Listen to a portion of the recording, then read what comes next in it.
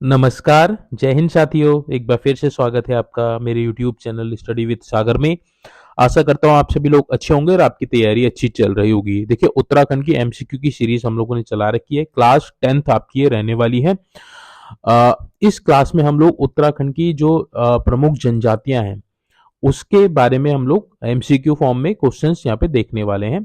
तो आपके लिए वीडियो बहुत इंपॉर्टेंट रहने वाली है। देखिए, जनजाति से हमेशा क्वेश्चन पूछा जाता है, तो हम लोग इसको यहाँ पे जितने भी क्वेश्चन इससे बनने के चांसेस हैं तो उसको हम लोग यहाँ पे डिस्कस करने वाले हैं। ये आपकी परीक्षा वाणी की सीरीज हम लोगों ने चला रखी है, जिसकी आपकी ये 10th क्लास है। 9 क्लास आपको ऑलरेडी प्रोवाइड करवा दी गई हैं। जिन बच्चों ने वो क्लासेस नहीं देखी तो आप उन क्लासेस को भी देख लीजिएगा।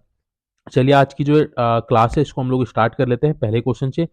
पहला क्वेश्चन है आपका, देखिए, थारू थारू जनजाति के लोग अधिकांशतः निवास करते हैं। तो उत्तराखंड के किस जनपद में थारू लोग अधिकांशतः निवास करते हैं?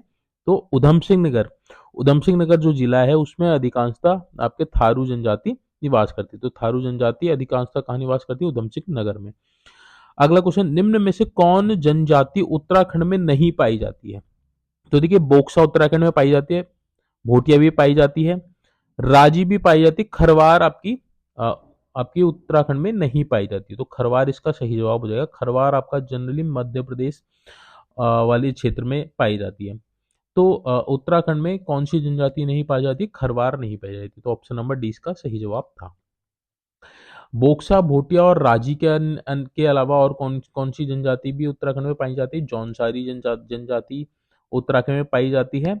और आपकी बुक्सा बुक्सा यहाँ पे दे ही रखा है, बुक्सा, भोटिया, राजी और आपका जौनसारी जनजाति। ये मोस्ट मेनली जो जनजातियां उत्तराखंड में यही पाई जाती हैं। ठीक है। अगला क्वेश्चन, निम्न में से कौन किस त्योहार में थारू लोग खिचड़ी नृत्य करते हैं? तो खिचड़ी क्या है? एक नृत्य है जो कौन करता है?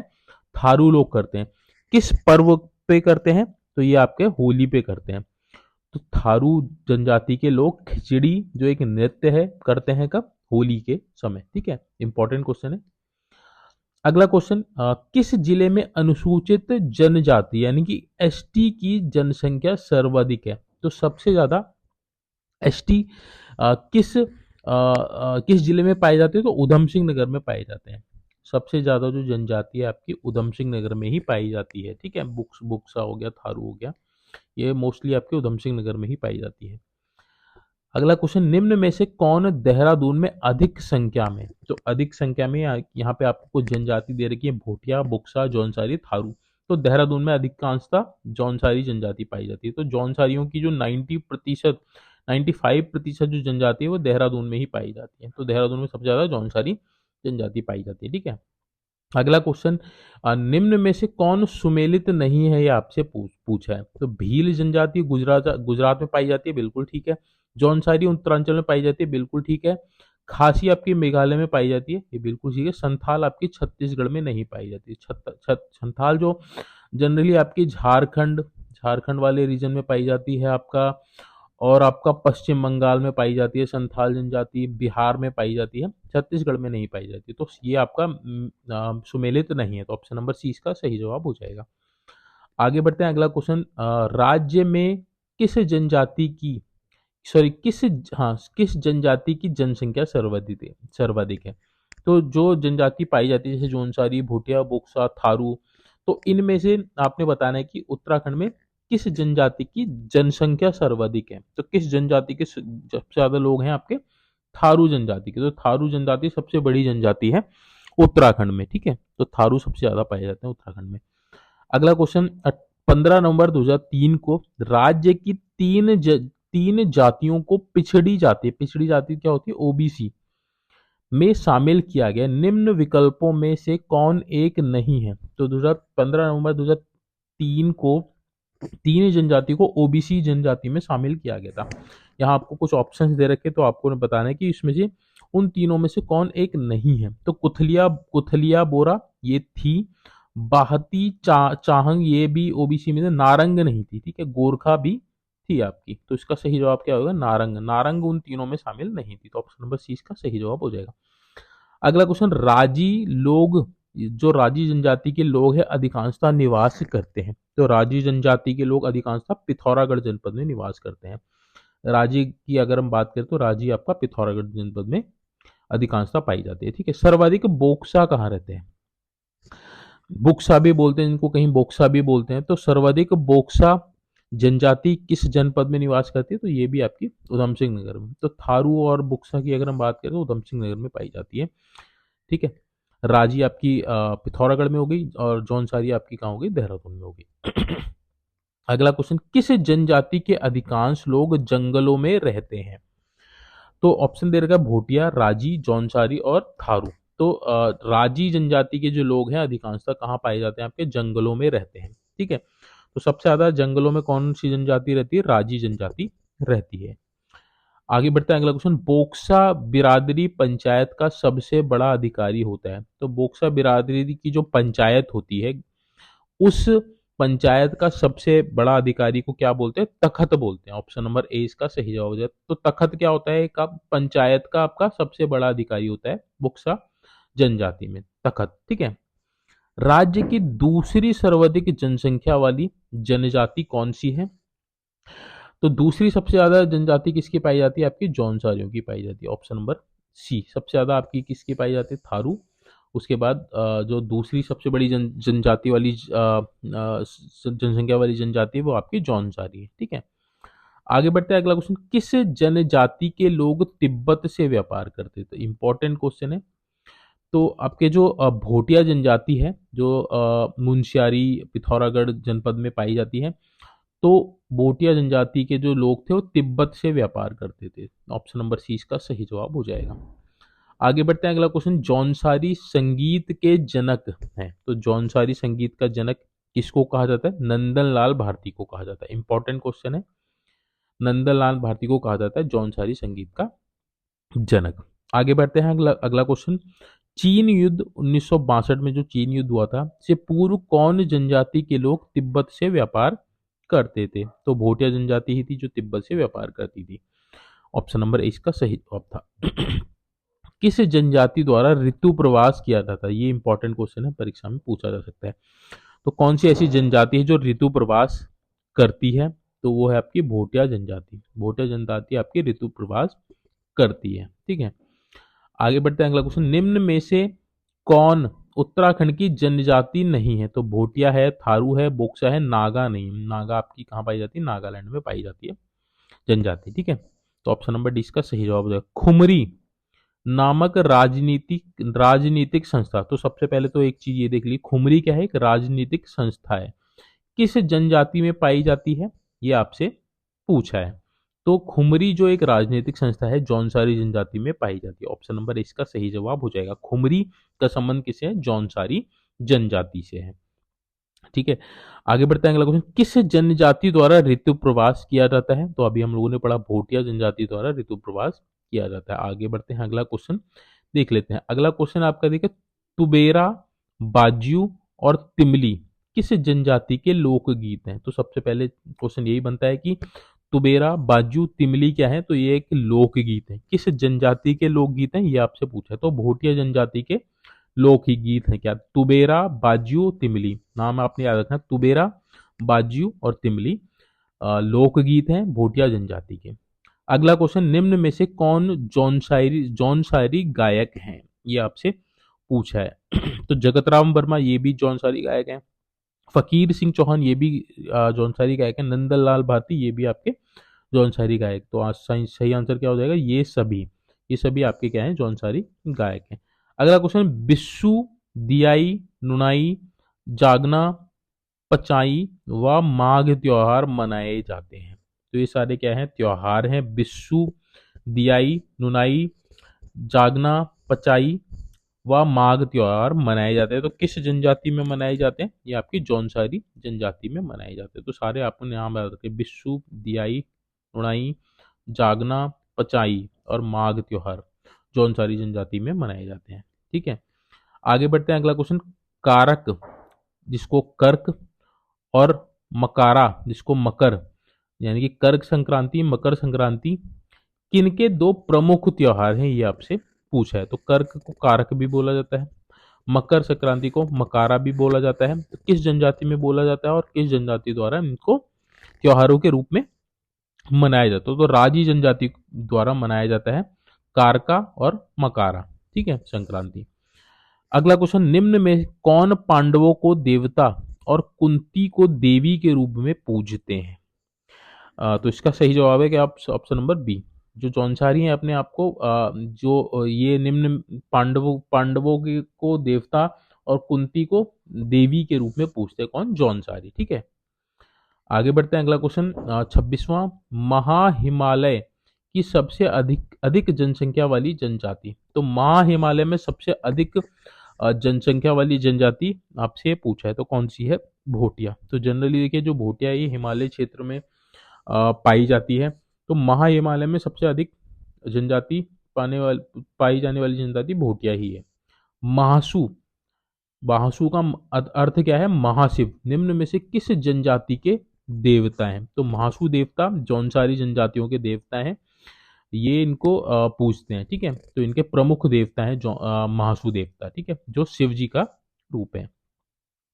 आगे बढ़ते हैं, अगला क्वेश्चन 28वां, निम्न में से किस जनजाति के लोग अपने संबंधियों को स्वारा कहते थे? तो अपने संबंधियों को स्वारा किस जनजाति के लोग कहते थे, ये आपसे पूछा है। तो जो भोटिया जनजाति के लोग हैं वे अपने संबंधियों को स्वारा बोलते हैं, ठीक है। तो स्वारा क्या है? भोटिया भोटिया जनजातियों का एक शब्द है जो अपने संबंधियों के लिए यूज किया जाता है, ठीक है। आगे बढ़ते हैं, अगला क्वेश्चन देख लेते हैं 29। निम्न में से किनके मैत ग्रीष्मकालीन तथा गुंडा या मुनसा शीतकालीन आवास होते हैं? तो मैत क्या है आपका? ग्रीष्मकालीन अवकाश, ग्रीष्मकालीन आवास। गुंडा या मुनसा क्या है आपके? शीतकालीन आवास। तो ये किसके हैं? भोटिया जनजाति के। जैसे कि आपको पता है भोटिया जनजाति ऋतु प्रवास करती है, तो जो ग्रीष्मकालीन में जो उनके आवास होते हैं उनको मैत कहा जाता है, वहीं शीतकालीन के जो आवास होते हैं उनको गुंडा या मुनसा कहा जाता है भोटिया जनजाति में, ठीक है। इंपॉर्टेंट क्वेश्चन है, आप इसको याद रखिएगा। आगे बढ़ते हैं, अगला क्वेश्चन, मांगल, हारुल, छोड़े, शिलोंगू, केदार छाया, गोडबड़ा, रैना रात एवं बिरासु आदि लोकगीत हैं। तो किस जनजाति के लोकगीत हैं? ये जौनसारी जनजाति के लोकगीत हैं। मांगला, हारुल, छोड़े, शिलोंगू, केदार छाया, गोडबड़ा, रैना रात एवं बिरासु। तो ये लोकगीत है किस जनजाति के? जौनसारी जनजाति के। नाम आपने याद रखना है। अगला क्वेश्चन, निम्नलिखित में से कौन सा मेला जौनसारी लोगों से संबंधित है? ये आपसे पूछा है, ठीक है। तो इसका सही जवाब क्या हो जाएगा? ऑप्शन नंबर सी हो जाएगा, महासू देवता मेला। महासू देवता जो महाशिव जी के रूप हैं, जिनको जौनसारी जनजाति द्वारा जिनकी पूजा की जाती है एज ए देवता। तो इनका जो संबंध है महासू देवता मेले से संबंधित जौनसारी लोगों का, ठीक है। ऑप्शन नंबर सी इसका सही जवाब हो जाएगा। अगला क्वेश्चन, निम्न में से कौन सी अनुसूचित जनजाति एसटी उत्तराखंड में पाई जाती है? तो भोटिया पाई जाती है, जौनसारी भी पाई जाती है, बुक्सा भी पाई जाती है। तो आंसर क्या हो जाएगा? Option number D. आगे बढ़ते हैं, अगला क्वेश्चन, उत्तराखंड राज्य की विधानसभा में अनुसूचित जाति यानी कि एससी के लिए कितनी सीटें आरक्षित हैं? तो विधानसभा में एससी के लिए कितनी सीटें आरक्षित हैं? इसका जो सही जवाब है ऑप्शन नंबर डी हो जाएगा 13। 13 सीटें आपकी किसके लिए? एससी के लिए आरक्षित हैं। विधानसभा में एसटी की बात करें तो एसटी के लिए 2 सीटें, ठीक है। आगे बढ़ते हैं, अगला क्वेश्चन, निम्नलिखित में से कौन सी जनजाति भूमियाल देवता की पूजा करती है? तो भूमियाल देवता की पूजा कौन सी जनजाति करती है? भोटिया जनजाति ही करती है। ऑप्शन नंबर डी इसका सही जवाब हो जाएगा। भोटिया जनजाति भूमियाल देवता की पूजा करती है। आगे बढ़ते हैं, अगला क्वेश्चन, उत्तराखंड विधानसभा के लिए अनुसूचित जनजाति के लिए कितनी सीटें आरक्षित हैं? तो कितनी सीटें? 2 सीटें आरक्षित है। ऑप्शन नंबर सी जो मैंने आपको अभी बताया था। राज्य की कितनी जातियों को अनुसूचित जाति की श्रेणी में सम्मिलित किया गया है? तो राज्य की कितनी जातियों को एससी कैटेगरी की श्रेणी में सम्मिलित किया है? तो इसका सही जवाब ऑप्शन नंबर डी 65 जनजाति, 65 जातियों को अनुसूचित जाति की श्रेणी में सम्मिलित किया गया है, ठीक है। आगे बढ़ते हैं, अगला क्वेश्चन 37, निम्न में से किसके बलिदान दिवस पर प्रत्येक वर्ष 3 मई को चौली थात में मेला लगता है? तो देखिए 3 मई को चौली थात मेला लगता है किसके बलिदान पे, ये आपसे पूछा है। तो वीर केसरी चंद जी के बलिदान पे, इंपॉर्टेंट क्वेश्चन है। वीर केसरी चंद के बलिदान पे 3 मई को चौली थात में मेला लगता है। ठीक है, आगे बढ़ता है अगला क्वेश्चन।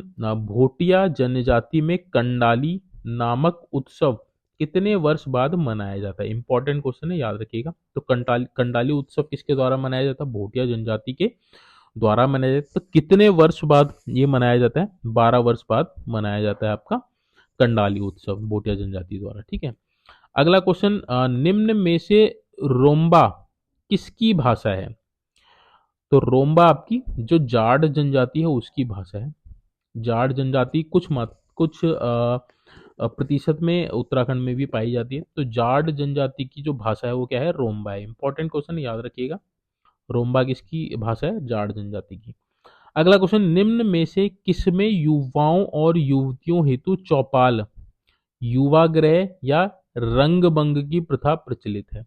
तो युवाओं और युवतियों के लिए चौपाल, जिसको युवाग्रह या रंगभंग की प्रथा कहते हैं, किस जनजाति में प्रचलित है? ये आपसे पूछा है। सही जवाब है option number B, option number A, Bhotia. Bhotia जनजाति में युवाओं और युवतियों के लिए चौपाल, जिसको युवाग्रह या रंगभंग की प्रथा प्रचलित है। तो भोटिया इसका सही जवाब हो जाएगा। उत्तराखंड की किस जनजाति के लोग बागनाथ नामक देवता की पूजा करते हैं? सही जवाब है ऑप्शन नंबर डी, राजी। राजी जनजाति के द्वारा की जाती है बागनाथ नामक देवता की पूजा। इंपॉर्टेंट क्वेश्चन था। अगला क्वेश्चन, निम्न में से कौन बोक्सा जनजाति का त्योहार है? ये आपसे पूछा है। तो देखिए, होंग होंग डेल्या गोटरे, ये आपके तीनों क्या हैं? आपके बोक्सा जनजाति के त्योहार हैं। तो सही जवाब क्या हो जाएगा? ऑप्शन नंबर डी, बोक्सा जनजाति के त्योहार है तीनों, होंग, डेल्या और गोटरे। ठीक है, आगे बढ़ते हैं। अगला क्वेश्चन 43, निम्न में से किस जनजाति के लोग मैथिली, अवधी, भावरी, नेपाली और मिश्रित पहाड़ी आदि बोलियां बोलते हैं? इंपॉर्टेंट क्वेश्चन है। तो कौन सी ऐसी जनजाति जो मैथिली, अवधी, भावरी, नेपाली और मिश्रित पहाड़ी आदि बोलियां बोलते हैं? तो जो थारू जनजाति है, थारू जनजाति है, वह इन सभी भाषाओं की बोलियां बोलते हैं। ठीक है, तो थारू इसका सही जवाब हो जाएगा। आगे बढ़ते हैं, अगला क्वेश्चन इंपॉर्टेंट है। सयाना नामक राजनीतिक संस्था, तो राजनीतिक संस्था है सयाना, किस जनजाति में पाई जाती है? ये पाई जाती है आपकी जौनसारी जनजाति में। जौनसारी जनजाति में पाई जाती है आपकी राजनीतिक संस्था सयाना। ठीक है, अगला क्वेश्चन, निम्न में से कौन बोक्सा लोगों को का त्योहार है? तो बोक्सा लोगों का त्योहार कौन कौन सा है? ये आपसे पूछा है। होंग, ढल्या, गोटरे और उपयुक्त सभी। तो इसका जो सही जवाब है ऑप्शन नंबर बी हो जाएगा, ढल्या। जो ढल्या है ये आपके बोक्सा लोगों का त्योहार है। तो ऑप्शन नंबर 20 का सही जवाब हो जाएगा। आगे बढ़ते हैं, अगला क्वेश्चन, वीर केसरी जैसी प्रसिद्ध रचना के रचनाकार व जौनसार के प्रथम कवि हैं? तो वीर केसरी जैसी प्रसिद्ध रचना के रचनाकार और जौनसार के प्रथम कवि कौन थे? इंपॉर्टेंट क्वेश्चन है ये आपका, पंडित शिवराम। इंपॉर्टेंट क्वेश्चन है। जौनसार के प्रथम कवि कौन थे? पंडित शिवराम है। इनकी आपकी जो रचना है क्या है? वीर केसरी है। आगे बढ़ते हैं, अगला क्वेश्चन 47, जौनसारी लोग राजनीतिक जागरूकता का जनक किसे माना जाता है? तो जौनसारी लोगों में राजनीतिक यानी कि राजनीति की जो जागरूकता है किसके द्वारा पहुंचाई गई थी, जिसके लिए उनको राजनीति का जनक माना जाता है जौनसार में? तो इसका जो सही जवाब है ऑप्शन नंबर डी हो जाएगा, गुलाब सिंह। गुलाब सिंह को राजनीतिक जागरूकता का जनक माना जाता है जौनसारी लोगों में। ठीक है, आगे बढ़ते हैं, अगला क्वेश्चन, भोटिया जनजाति के लोकगीत हैं। कुछ लोकगीत आपको यहाँ पे दे रखे हैं, आपको बताना है कि इनमें से कौन से लोकगीत हैं। तुवेरा, ये लोकगीत है भोटिया का। बाजू भी है, तिमली भी है। तो ये सारे ही क्या है? आपके भोटिया जनजाति के लोकगीत हैं। नाम आपने रखना, तुवेरा, बाजू, तिमली। ठीक है, तो क्या है? ये आपके लोकगीत हैं। आगे बढ़ते हैं, अगला क्वेश्चन, विवाह के अवसर पर हाथों में रुमाल लेकर पौड़ा नृत्य, इंपॉर्टेंट है। पौड़ा नृत्य, पौड़ा क्या है? कई बार परीक्षा में पूछ सकते हैं कि पौड़ा क्या है। तो पौड़ा एक तरह का नृत्य है। इसमें क्या होता है? हाथों में रुमाल लेकर, ठीक है, ये नृत्य किया जाता है पौड़ा नृत्य विवाह के अवसर पर। तो विवाह के अवसर पर हाथ में रुमाल लेकर पौड़ा नृत्य निम्न में से किस जनजाति समाज में किया जाता है। इंपॉर्टेंट क्वेश्चन है, इसका जो सही जवाब है ऑप्शन नंबर बी है, भोटिया जनजाति। तो पौड़ा नृत्य भोटिया जनजाति द्वारा किया जाता है। कब किया जाता है? विवाह के अवसर पर। क्या कैसे किया जाता है? हाथों में रुमाल लेकर। ठीक है, तो इतने पॉइंट्स आपको इस वाले क्वेश्चन से याद रखने हैं। आगे बढ़ते हैं, अगला क्वेश्चन देख लेते हैं। हनौल निम्न में से किस जनजातीय समाज का मुख्य तीर्थ स्थल है? तो ये आपका जौनसारी जनजाति का मुख्य तीर्थ स्थल है हनौल। ठीक है, जहां मासू देवता का मंदिर है हनौल में। मौन मेला आयोजित किया जाता है या फिर मौन मेला आयोजित होता है, तो मौन मेला आपका कहाँ आयोजित होता है? ये आपका जौनसार क्षेत्र में ही होता है। ठीक है, तो जौनसार क्षेत्र में होता है आपका मौन मेला। अगला क्वेश्चन और अंतिम क्वेश्चन है इस क्लास का। 1962 के चीन युद्ध से पूर्व किस जनजाति के लोग तिब्बत से व्यापार करते थे? तो भोटिया जनजाति के लोग 1962 के चीन के युद्ध से पूर्व अ, तिब्बत से व्यापार करते थे। कौन? भोटिया जनजाति के लोग। तो देखिए, ये थी आज की क्लास जिसमें हम लोगों ने अ, उत्तराखंड की जो प्रमुख जनजाति हैं उनके बारे में जितने भी एमसीक्यू क्वेश्चंस हैं उनको हम लोगों ने यहाँ पे डिस्कस किया है। ठीक है, होप सो आपको क्वेश्चंस क्लियर हो गए होंगे। कोई डाउट है तो कमेंट बॉक्स में मेंशन जरूर कीजिएगा। क्वेश्चंस देखिए हमेशा बनते हैं जनजाति वाले पोर्शन से। तो ये आपकी रिवीजन सीरीज चलाई गई है जिसमें हम लोगों ने उत्तराखंड परीक्षा वाणी के एमसीक्यू के जितने भी क्वेश्चंस हैं उनको हम लोग यहाँ पे सॉल्व कर रहे हैं, जिसकी ये 10वीं क्लास है। 9 क्लास ऑलरेडी आपको प्रोवाइड करा दी गई हैं, तो आप उन क्लासेस को भी जरूर देख लीजिएगा। प्लेलिस्ट का लिंक मैं डिस्क्रिप्शन में दे दूंगा, तो आपको कोई दिक्कत नहीं होगी। तो प्लेलिस्ट आप सेव कर लीजिए, और एक साथ देखना चाहते हैं तो एक साथ भी आप देख सकते हैं। इंपॉर्टेंट इसलिए है क्योंकि आपका रिवीजन हो जाएगा। एंड टाइम पे क्या होता है, रिवीजन के लिए आपके पास समय कम होता है, तो उसमें क्या होता है कि आप रिवीजन नहीं कर पाते, और रिवीजन अगर आप नहीं कर पाएंगे तो आपने जितना भी पढ़ रखा है उसका कुछ फायदा नहीं है, क्योंकि रिवीजन आपका बहुत ज़रूरी है, ताकि जो चीज़ आपने पढ़ी है आप उसको रिवाइज करके जाएंगे तो आपके मेमोरी में वह रहेगा। ठीक है, तो एक चीज़ होता है पढ़ना और एक चीज़ होता है सुन के पढ़ना। तो यहाँ पे अब आप क्लास देखेंगे तो आपको सुनी हुई चीज़ें ज़्यादा देर तक याद रहती हैं, तो इसलिए इम्पॉर्टेंट आपके लिए रहने वाली है। बाकी देखिए, आगे की जितनी भी क्लासेज है वो भी आपको प्रोवाइड करवाई जाएंगी। तो अगर आपने चैनल सब्सक्राइब नहीं किया है और आप उत्तराखंड के किसी भी गवर्नमेंट एग्जाम्स की तैयारी कर रहे हैं तो आप प्लीज़ चैनल को सब्सक्राइब जरूर कर लीजिएगा और बेल आइकन को प्रेस कर लीजिएगा, यानी कि जितने भी नोटिफिकेशन है उसको आप ऑन कर लीजिएगा। जैसे ही आपको कोई इम्पॉर्टेंट अपडेट या कोई भी वीडियो आपको चैनल पे डाली जाएगी तो उसका नोटिफिकेशन आपको मिल जाएगा। क्योंकि देखिए, इसमें स्टडी के साथ साथ आपको जो इम्पोर्टेंट इंफॉर्मेशन होती है रिगार्डिंग गवर्नमेंट एग्जाम्स या नोटिफिकेशन या कोई भी विज्ञप्ति वगैरह आने वाली तो उसका अप टू डेट आपको जो भी अपडेट होता है वो आपको चैनल के माध्यम से, वीडियो के माध्यम से आपको प्रोवाइड करा दिया जाता है, जिससे आपको कोई भी जो इम्पोर्टेंट इन्फॉर्मेशन आपसे मिस ना हो पाए। तो अगर आप सीरियस हैं उत्तराखंड की गवर्नमेंट जॉब पाने के लिए और तैयारी कर रहे हैं सीरियसली, तो आपको चैनल को सब्सक्राइब करना ज़रूरी है। ठीक है, तो आप से यही रिक्वेस्ट है, आप चैनल को सब्सक्राइब कर लीजिएगा और चैनल को ज़्यादा से ज़्यादा शेयर भी कर दीजिएगा। अगर आपके फैमिली मेम्बर में या फिर किसी फ्रेंड में कोई गवर्नमेंट उत्तराखंड गवर्नमेंट एग्जाम्स की तैयारी कर रहा है तो आप उसको भी चैनल शेयर कर सकते हैं, ये आपके ऊपर है, ताकि उस उनको भी लाभ मिल सके। चलिए, आज का जो ये वीडियो है इसको यहीं पे हम लोग वाइंड अप करते हैं। जल्द ही मिलेंगे अपनी नेक्स्ट वीडियो में, तब तक अपनी तैयारी को कंटिन्यू रखिए, डेडिकेशन के साथ अपने जो भी आपका टारगेट है उसकी तरफ लगे रहिए। ठीक है, आपको सक्सेस जरूर मिलेगी। Thank you so much watching this video.